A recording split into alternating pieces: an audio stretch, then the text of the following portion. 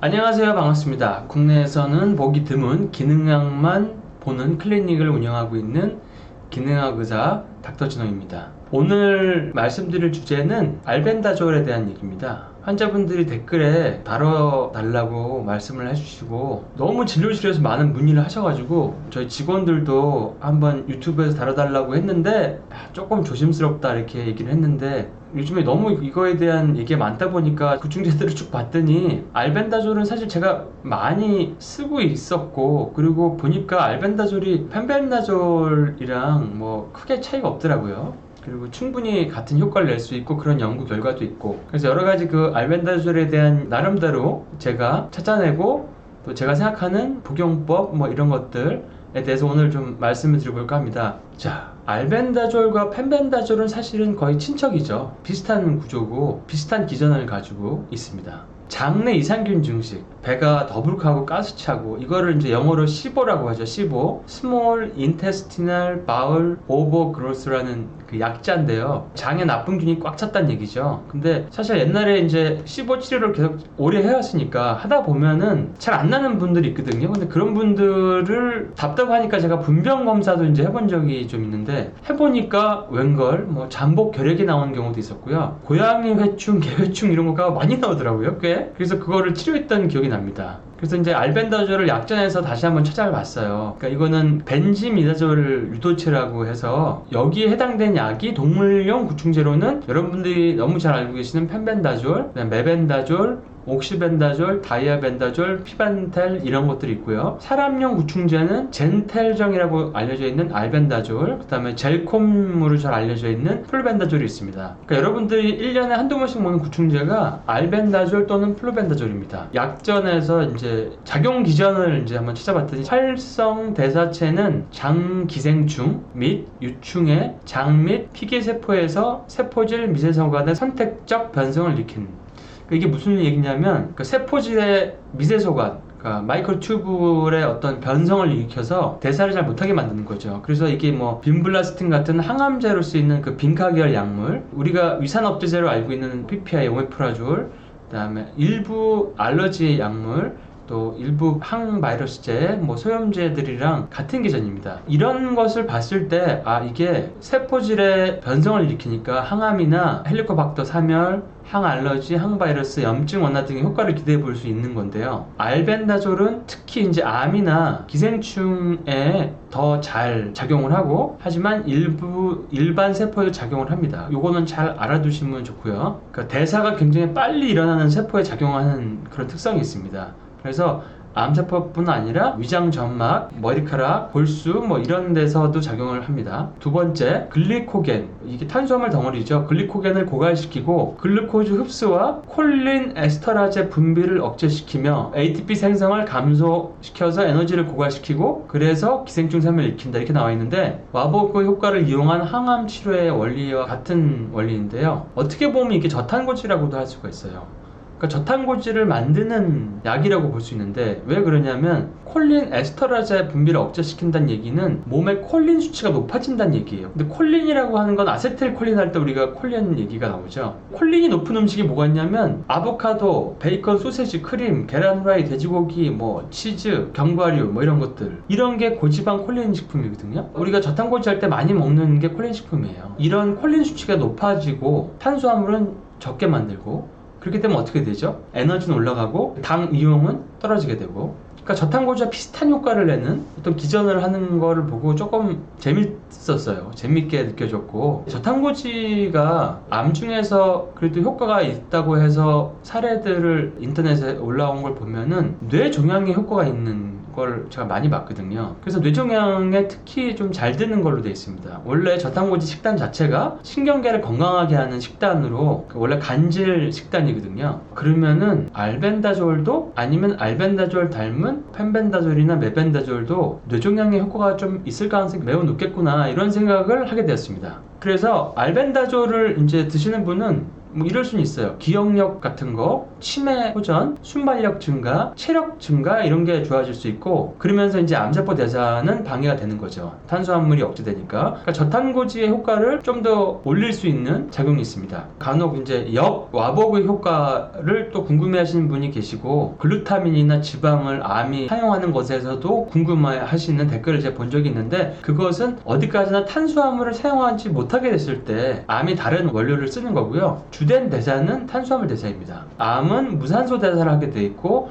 젖산을 많이 생성시키고 몸을 피로하게 만들고 체내 산소는 결핍 상태가 되고 낮은 산도를 유발하게 되죠. 근데 우리가 알벤다졸을 통하면은 저탄고지 효과가 있으니까 탄수화물이 줄고 AGE라고 하는 당화 치종 산물도 줄 수가 있죠.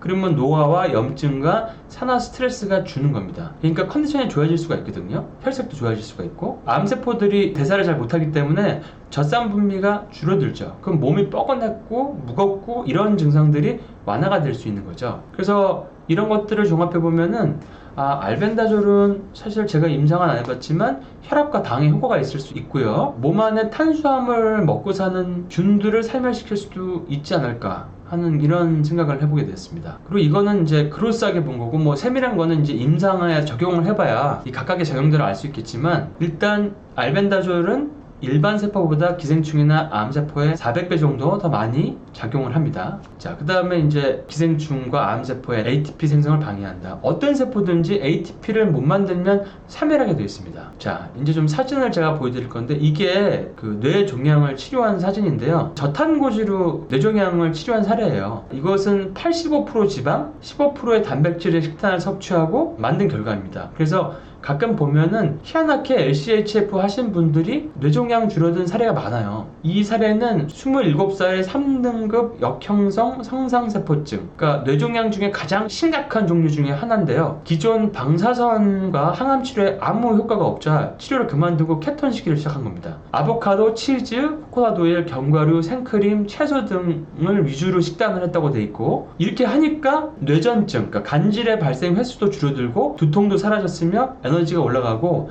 암 진단 2년 만에 종양이 보이지 않는 상태로 된 거를 확인한 케이스입니다. 또 다른 케이스를 제가 한번 보여드려 볼게요. 이거는 15살 아담 소렌슨이라는 아이인데 뇌종양 판정을 받았어요. 좀 심한 4기의 뇌종양 판정을 받았는데 야구공 사이즈만한 종양이 있었어요. 근데 방사능 치료 를 뇌에 한다는 건 사실 상당히 위험하죠. 근데 딱 효과를 못 봤어요. 그래서 제거 수술을 받았는데 재발률이 굉장히 높았기 때문에 부모는 되게 힘들어 하시다가 케톤식을 하셔. 그래서 아이에게 지방 80%, 단백질 15%, 탄수화물은 5% 이렇게 먹이기 시작했습니다. 근데 아담이 잃은 뇌종양은 제거수를 받아도 보통 1년 반 내로 재발을 하는데 케톤식하고 2년 반이 지나도 뇌를 찍어봐도 아무것도 나타나지 않는다는 그런 내용입니다. 기존의 뇌종양 치료는 뇌수술, 방사선 치료, 항암 치료 이런 걸로 되지만 보통 2년 이상 버티지 못합니다. 지금까지 말씀드린 게 케토제닉 식단의 뇌종양에 대한 결과고요. 몸을 키토제닉하게 만드는, 탄수화물 못 쓰게 만드는 벤지미다졸 계열 약물에 또 임상을 제가 찾아봤습니다. 알벤다졸의 친척인 메벤다졸 사례인데요. 이거는 이제 수모 세포종이라고 해서 메둘로블라스토마라고 하는데, 이게 이제 운동을 담당하는 손에 발생하는 악성 뇌종양인데 굉장히 신경학적 후유증이 큰 뇌종양입니다. 후유증이 거의 반에서 발생하고 지적 능력이 저하되는 경우가 거의 90%입니다. 그 다음에 뇌를 건드리니까 뇌분비 계통의 후유증으로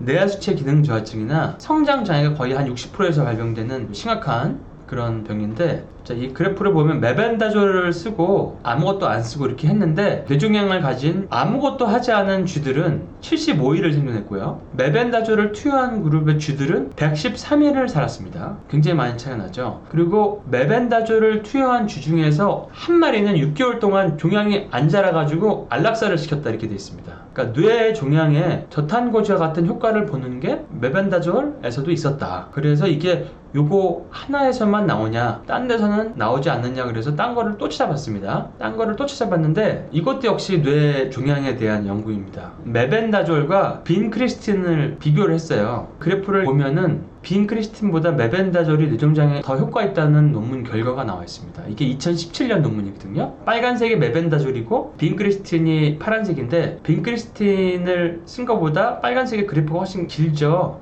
그러니까 더 오래 살았다는 얘기거든요. 그러니까 우리가 현재 쓰고 있는 항암제보다 메벤다졸이 더 뇌종양을 줄이는 데 도움이 됐다. 이런 결과가 몇 가지 이제 논문에 나옵니다. 굉장히 의미가 있다고 생각합니다. 암을 일으키는 첫 번째 원인은 지금까지 밝혀진 바는 균이에요. 균은 또 여러 가지 자가면역 질환 같은 난치병의 원인이 되기도 하는데요. 헬리코박터는 위암, HPV 바이러스는 자궁경부암, B형, C형 간염 바이러스는 간암, 앱텐바 바이러스는 여러 가지 뭐 갑상선 질환 같은 것도 일으키고 전신 질환도 일으키고 만성 피로도 일으키고 그러죠. 그리고 암 환자들을 검사해 보면 무좀균, 진균 감염이 상당히 많습니다. 그래서 암 병동은 가보면은 무좀 환자가 굉장히 많거든요. 몸에 이렇게 균이 많으면 여러 가지 사망률이 높아지고 병이 잘 생긴다는 얘기거든요. 그래서 이런 기생충을 죽이는 것도 의미가 있고, 이 기생충 약이 여러분들에게 지금 보여드린 것처럼 뇌종양, 이런 암을 줄이는 효과가 있다는 거, 그리고 기존 항암제보다도 더 효과가 좋았다는 임상이 이미 동물 실험에서 다 나와 있다는 거, 이런 걸 볼 수 있습니다. 그래서 어떻게 먹어야 되냐? 일단은 알벤다졸은 가장 심한 기생충 감염에서는 12시간 간격으로 400mg씩 하루에 2번 복용하고 2주 쉬고, 그래서 한 3주기를 반복합니다. 가장 심한 경우에. 보통 이제 암이라고 하면은 빨리 진행되는 센 병이라고 생각할 수 있기 때문에 가장 강력한 기생충 감염에 맞춰서 사용하는 것이 적합해 보입니다. 또 중요한 거는 부작용이 없어야겠죠. 근데 신중 투여를 보면 골수를 억제하고 재생불량성 빈혈을 일으킬 수 있고 무과립증을 발생시킬 수 있다. 이거는 백혈구라든지 혈소판이라든지 이런 걸 봐야 된다는 얘기죠. 그 다음에 간 독성이 있을 수 있기 때문에 또 골수 억제 위험이 있을 수 있기 때문에 모니터링이 필요하다. 뭐 이런 것들이 주로 나옵니다. 알벤다졸을 한 달 정도 쳤다. 그러면 이제 검사를 해보시는 게, 혈액 검사를 한번 해보시는 게 좋습니다. 그러니까 이게 암처럼 빠르게 분열하는 세포에 작용하게 돼 있어요. 그래서 골수 부작용이나 위장 부작용이 이제 있을 수 있고요. 골수는 뼈 안에 있기 때문에 골수 기능을 좋아지게 하는 것은 이제 칼슘이라든지 비타민 C, 뭐 아연, 요오드, 중금속 해독 뭐 이런 것들이 있는데요. 이런 것들을 같이 해주면 좀 더 도움이 될 수 있고요. 약을 먹었더니 엄청 필요하다. 알벤다졸이 일반 대사에도 작용하기 때문에 갑자기 에너지를 못 만들어서 몸에 피곤할 수도 있는 거죠. 아니면은 이게 균들이 죽으면서 생기는 어떤 반응일 수도 있고요. 사실 알벤다졸은 쉽게 구할 수가 있고 펜벤다졸은 좀 구하기가 쉽진 않죠. 그리고 또 사람에 쓰는 약은 아니기 때문에 병원에서 권고하거나 하기에는 쉽진 않습니다. 구충제를 활용한 암세포의 대사를 좀 저해시키고자 하시는 분들은 개인적으로는 펜벤다졸보다는 알벤다졸을 권해드립니다. 그리고 환자분들이 질문을 하시는 걸 보면은 비타민C랑 같이 맞으면 안 되니까 비타민C 주사를, 고용량 주사를 맞고 좀 쉬는 기간에 이걸 드시겠다 이렇게 하시는데, 비타민C랑 전혀 상관이 없습니다. 암에서 쓰는 고용량 비타민C는 일시적인 산화 스트레스를 만들어서 암세포 자연사를 유발하는 기전으로, 사실은 비타민C의 기전이 조금 다르긴 하지만 암세포가 힘을 못 쓰게 만들려면 체내에 산소가 풍부한 환경을 만들어야 하거든요. 왜냐하면 암세포는 무산소 대사를 하기 때문에 산소가 있는 환경을 좋아하지 않거든요. 고용량 비타민C 주사를 맞으면은 몸의 산화 환원 반응이 굉장히 증가하면서 체내에 산소가 굉장히 충만해지는 효과를 나타내게 됩니다. 그래서 암세포들이 살기 힘든 그런 환경을 만들죠. 그래서 비타민C랑 알벤다졸을 같이 하는 거는 오히려 시너지 효과가 있으면 있었지 방해하는 것은 전혀 없습니다. 자, 그리고 이제 암세포가 싫어하는 산소를 많이 만들려면 산소를 운반하는 철분 수치도 중요하고, 유산소 대사를 돕는 비타민 B3, 나이아신이나 항산화제 등이 매우 중요합니다. 양파, 베리류, 녹차, 뭐 레몬, 오렌지, 파슬리 이런 게 다 항산화제거든요. 이런 것들이 암에 도움이 되는 이유도 유산소 대사를 도와주는 작용을 하기 때문입니다. 이 와버그 박사에 의하면은 세포가 산소가 35% 정도 부족한 환경에 2일만 노출되어도 암세포로 변형이 되려고 하는 대사가 진행이 된다고 합니다. 결론은 고농도 비타민C 주사와 알벤다졸은 함께 하셔도 상관이 없고 오히려 서로 각기 다른 작용을 통해서 시너지 효과를 낼 수 있다. 그걸 참조하시면 도움이 되실 겁니다. 자, 그 다음에 음식 및 기타 상호작용을 보면 지방식이와 함께 복용 시 흡수율이 4-5배 증가되어 혈중 농도가 증가한다고 되어 있죠. 참조하시고요. 이상 반응은 제일 많은 게 두통, 간 수치 증가로 나와 있고요. 그 외에는 뭐 어지러움증, 탈모증, 뭐 위장 부작용 뭐 이런 게 있습니다. 그 다음에 빨리 성장하는 세포에 주로 작용하는 경향이 있으니까 골수 억제, 탈모, 위장관 부작용을 잘 기억하시고 여기에 맞춰서 검사도 해보시고 위장에 탈나는 음식도 피해주시고 자, 그리고 왜 강아지 구충제를 먹었을까? 알벤다졸도 미국에도 있을 텐데 그 알벤다졸이 훨씬 더 분자 구조가 작고 흡수가 잘 되는데 사람 임상이 있는 알벤다졸이나 메벤다졸 이런 걸 안 먹고 왜 강아지 구충제를 먹었을까 해서 한번 찾아봤거든요. 혹시 비싼 게 아닐까 그래서 찾아봤는데 웬걸 우리나라 거 한 알에 저희 병원 앞에 있는 약국에 500원이더라고요. 근데 요거는 516.2달러 현재 환율을 계산했더니 60만 6,500원인 거예요.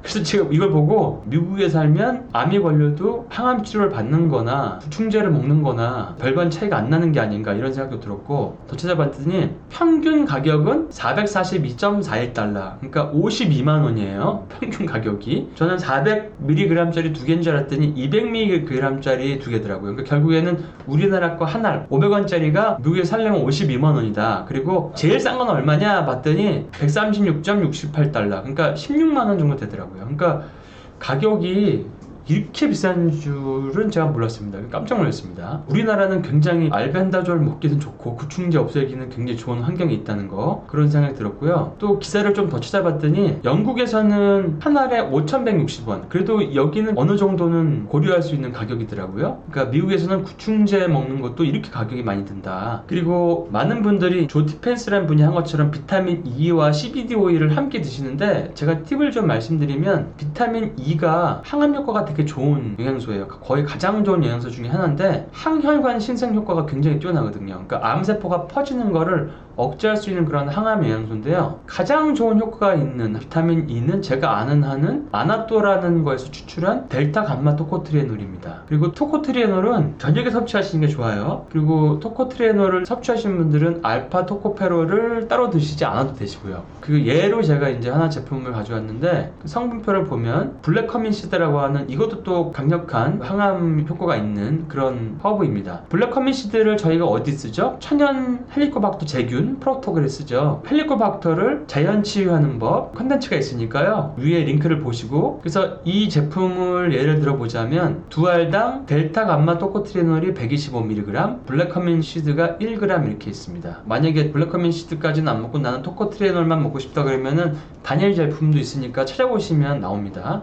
근데 아나또를 기억하시면 도움이 되실 거예요. 근데 토코트리에놀은 반감기가 4시간을 넘지 않기 때문에 하루 종일 항암 효과를 보시려면 한 알씩 아침, 점심, 저녁, 자기 전 이렇게 4번을 드셔야 돼요. 가장 강력하게 항암 효과를 내시려면. 그 다음에 하루에 200mg이 넘어야 항암 효과를 보실 수 있습니다. 그리고 비타민 E 같은 경우에는 어떤 연구에서는 한 48%까지 암의 발병률을 낮춰준다고 돼 있고 인슐린 민감도도 올려서 당뇨도 예방해주고 염증 줄이고 유방의 혹도 줄이고 녹내장, 황반변성, 면역기능 등 좋은 작용이 굉장히 많은 거거든요. 알아두시면 좀 도움이 되실 겁니다. 그리고 지용성 비타민들은 사실은 다 항암 효과가 있어요. 좀 오해가 많은데 비타민 A, D, K2, E 이런 것들을 같이 드시면 더 효과가 좋습니다. 전부 다 항암 효과가 있고 서로 시너지 효과가 있어요. 그래서 같이 드시면 사실 더 효과가 좋습니다. 보통 항암할 때는 비타민 A는 25,000 IU 정도, 아주 응급일 때는 한 6만 IU까지 씁니다. 물론 이제 6만 IU를 쓰는 거는 좀 짧게 쓰죠. 비타민 D는 5,000 IU, 좀 더 드신 경우도 있고 K2는 MK7으로 한 500 마이크로그램 정도 이렇게 쓰시면 됩니다. 그 다음에 CBD 오일은 현재 한국에서 구매할 수 있는 것은 농도가 낮아가지고 식약처의 허가를 받아야 돼요. 식품으로 수입해온 제품을 구매해서 드시는 거예요. 닥터진홈몰에 있는 것도 허가를 받아서 수입해온 거를 판매를 하고 그걸로 이제 쓰는 건데요. 개인적으로 어떻게 구할 수 있으신 분들은 구하면 되지만 잘못해서 뭐 THC 성분이 들어가 있다든지 운이 없어가지고 뭐 폐기가 된다든지 그럴 수가 있으니까 그거 좀 조심해 주시고 저희가 CBD에 대한 궁금증 해결하는 편에는 CBD에 대한 내용이 나와 있으니까 그걸 잘 보시기 바랍니다. 사실 이번 사태로 느낀 점은 얼마나 절실한지를 사실 다시 한번 느꼈고 사실 기능학을 하는 큰 이유 중에 하나가 왜 암을 일으키는 방사선과 항암제로